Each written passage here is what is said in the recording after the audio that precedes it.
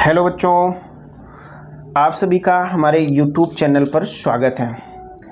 बच्चों, आज की इस वीडियो में हम कक्षा 10 के रसायन विज्ञान खंड से संबंधित अध्ययन करेंगे। इस समय हम लोग अम्ल, क्षार और लवण नामक चैप्टर का अध्ययन कर रहे हैं। पिछले वीडियो में हमने अम्ल, क्षार दोनों की परिभाषाएं पढ़ी, साथ ही साथ अम्ल के प्रकार के बारे में भी जाना। आज हम लोग क्षार के प्रकार पर चर्चा करेंगे कि आखिर क्षार कितने प्रकार के होते हैं। बच्चों, क्षार जो होते हैं वो केवल वियोजन की मात्रा के आधार पर ही उनका विवरण किया गया है, अर्थात उनका वर्गीकरण किया गया है। क्षार वियोजन की मात्रा के आधार पर दो प्रकार के होते हैं, यानी क्षारों को केवल किसके आधार पर हमें बांटना है? वियोजन के आधार पर बांटना है। तो वियोजन की मात्रा के आधार पर हमारे पास क्षार कितने प्रकार के हैं? दो प्रकार के। कौन कौन सा? एक को हम कहेंगे प्रबल क्षार और दूसरे को कहेंगे दुर्बल क्षार। Strong acid and weak acid, sorry, strong base and weak base. Clear? तो क्षार कितने प्रकार के? दो, प्रबल और दुर्बल क्षार। ठीक है। अब प्रबल किसे कहते हैं?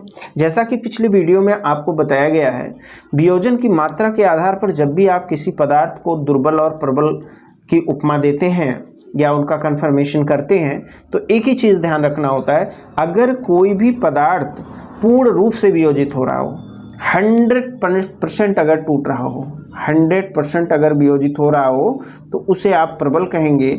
और कुछ ही अंश वियोजित हो रहा हो, यानी कुछ हिस्सा टूट रहा हो, कुछ बच रहा हो, अब वो कोई भी परसेंटेज हो, 10% हो गया, 10 से लेके 99% तक का भी वियोजन होगा, तो ऐसे में उसको क्या कहा जाएगा? उसको दुर्बल कहा जाएगा। समझ गए ना? जिनका आंशिक रूप से वियोजन होता है उनको हम दुर्बल कहते हैं, और जिनका पूर्ण रूप से वियोजन होता है उनको हम प्रबल कहते हैं। तो बच्चों, ये चीज़ हमें ध्यान रखना होगा कि प्रबल और दुर्बल का क्या मतलब होता है। तो इसी बेस पर हम जो है क्षार को बांटेंगे। प्रबल क्षार किसे कहेंगे? ऐसे क्षार जो जल में अथवा किसी अन्य माध्यम में घुलकर क्या हो जाते हैं? आयनों में टूट जाते हैं, परंतु पूर्ण रूप से उनका आयनन या वियोजन होता है, उन्हीं को हम प्रबल क्षार कहते हैं। तो कौन से होंगे प्रबल क्षार? ऐसे क्षार जिनका वियोजन पूर्ण रूप से होता है प्रबल क्षार कहलाते हैं। जैसे KOH, NaOH, इस तरीके के जितने भी आपके पास क्षार होंगे वो सब आपके प्रबल होंगे। ठीक है? तो प्रबल समझ में आ गया ना? 100% वियोजन, पूर्ण रूप से वियोजन होने वाला क्षार ही प्रबल कहलाएगा, और आंशिक रूप से वियोजित होने वाला क्षार दुर्बल कहलाएगा। दुर्बल क्षार किसे कहा जाएगा? वह क्षार जो जल में अथवा किसी अन्य माध्यम में क्या हो जाते हैं? आंशिक रूप से वियोजित होते हैं या टूटते हैं, उन्हीं को दुर्बल क्षार कहते हैं। तो इस तरीके से बच्चों हम प्रबलता और दुर्बलता दोनों में अंतर कर सकते हैं। दुर्बल क्षार के कुछ उदाहरण हैं NH4OH, CuOH का होल ट्वाइस, ये सब है आपके। अमोनिया भी आपका दुर्बल क्षार में आएगा। तो इस तरीके से हमने दुर्बल क्षार के बारे में जाना। तो ये रहा क्षार के प्रकार। ठीक है बच्चों, एक सवाल बहुत ज़्यादा पूछा जाता है, अक्सर ये बच्चों में कन्फ्यूजन रहता है, तो आज हम इस कन्फ्यूजन की चर्चा करेंगे, इसको हम दूर करेंगे कि आखिर ये कन्फ्यूजन क्यों आता है। जैसे सबसे बड़ा सवाल क्या पूछा जाता है कि क्षार और क्षारक में अंतर क्या होता है। बड़ा इंपॉर्टेंट है ये, क्षार और क्षारक में अंतर क्या होता है। आइए आज हम लोग इसका कन्फर्मेशन करते हैं कि आखिर इन दोनों में क्या डिफरेंट है। बच्चों, क्षार को इंग्लिश में हम एल्कली कहते हैं और क्षारक को बेस कहते हैं।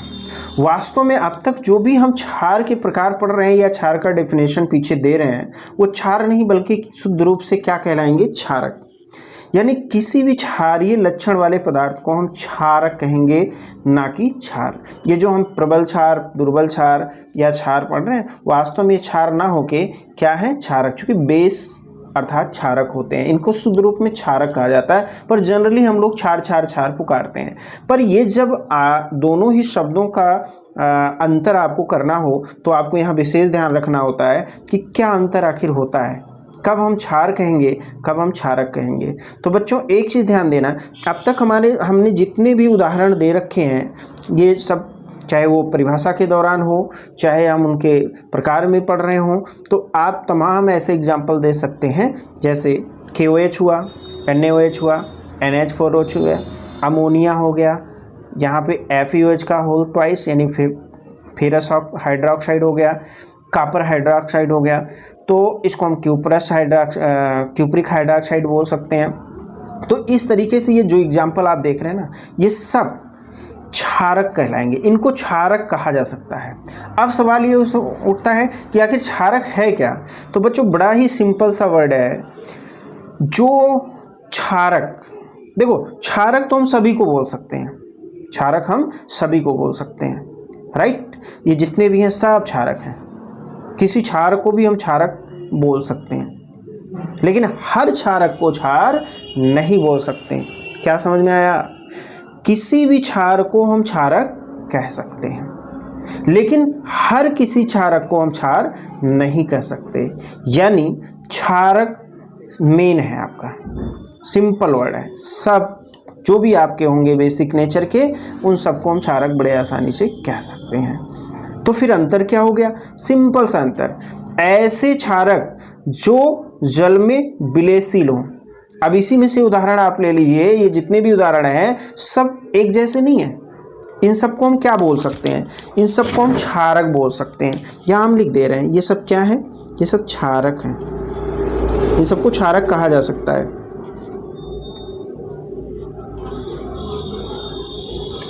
ये आपका क्षारक,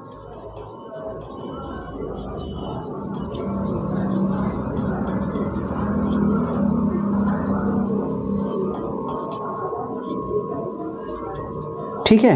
तो इन सभी को हम क्या कह सकते हैं? क्षारक है। क्षारक सभी को बोला जा सकता है, पर क्या सभी को क्षार बोला जा सकता है? नहीं। आखिर क्षार का क्या डेफिनेशन होता है, क्या अंतर होता है? बच्चों उन्हीं क्षारक को हम क्षार कह सकते हैं जो जल में घुलनशील हों। अगर जल में वो घुल रहे हैं तो वो क्षार हो सकते हैं, और अगर जल में घुलनशील नहीं है तो क्षार नहीं है। क्षारक तो हैं पर क्षार नहीं है। जैसे ये जितने भी उदाहरण आप देख रहे हैं ना, ये सब क्षारक कहलाएंगे, सब क्षारक हैं। लेकिन क्या सभी क्षार भी हैं? एकदम नहीं, बिल्कुल नहीं। इनके लिए आपको क्या करना होगा? सिंपल सा वो एक वर्ड हमने अभी यूज किया है, इसमें से वही क्षार होगा जो जल में विलयशील है। तो क्या KOH जल में घुलता है? यस, ये जल में घुलता है, इसलिए क्या कहलाएगा? ये आपका क्षार कहलाएगा। इसको हम क्षार बोल सकते हैं, ठीक है। तो ऐसे ही सबको हम दिखा सकते हैं, ये हमारा क्षार है। क्या ये भी? बिल्कुल, ये भी आपका जल में घुलनशील है, इसलिए ये भी क्या कहलाएगा? क्षार कहलाएगा। NH4 भी जल में घुल जाता है, ये भी क्या कहलाएगा? क्षार कहलाएगा। अमोनिया भी जल में घुल जाता है, ये भी क्या कहलाएगा? क्षार कहलाएगा। लेकिन बच्चों फेरिक हाइड्रोक्साइड और क्यूप्रिक हाइड्रोक्साइड, फेरस हाइड्रोक्साइड और क्यूप्रिक हाइड्रोक्साइड ये जल में आविलेय होते हैं, ये जल में नहीं घुलते हैं, अघुलनशील होते हैं, इसीलिए इनको हम क्षार नहीं कह सकते। ये सिर्फ और सिर्फ क्या होंगे? क्षारक होंगे, ये क्षार नहीं होंगे। क्यों? बात समझ में आ गई ना? क्या अंतर है? क्षारक तो सभी होते हैं, पर क्षार उन्हीं क्षारकों में से होते हैं, वह होते हैं जो जल में विलय होते हैं। जो जल में घुलेगा वो क्षारक क्षार कहलाएगा, परंतु जो जल में नहीं घुलेगा वो सिर्फ क्षारक ही कहलाएगा, वो क्षार नहीं कहलाएगा। समझ में आ गया ना?